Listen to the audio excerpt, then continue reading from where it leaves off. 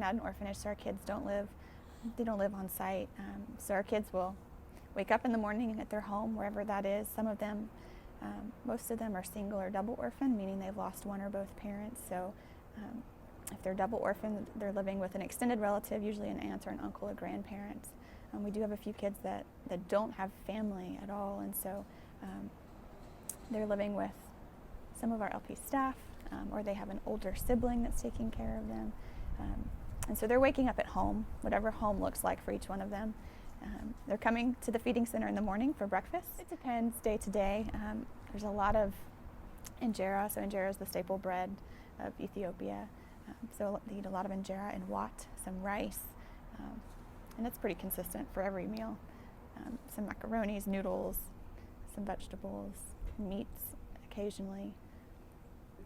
So they'll have breakfast and then they'll head off to school for the day. All the kids that are old enough to be in school will go to school. And in Ethiopia, they'll break for lunch and they're sent away from school for lunchtime. And so they'll go back to the feeding center for lunch. And usually that's like an hour, hour and a half break. And then they're going back to school for the afternoon. They're dismissed from school. And most of them after school will come back to the feeding center. There's room for them to run and play, a place for them to study and do homework. And in Owasso, it's such a beautiful thing. Our kids in Owasso, they love to pray, and they love to sing, and they love to worship, and they recognize, the majority of them recognize God as their Father. They have this gap in their heart, and they have this gap in their life. But most of them don't have an earthly father. They've never known him, and they probably never will.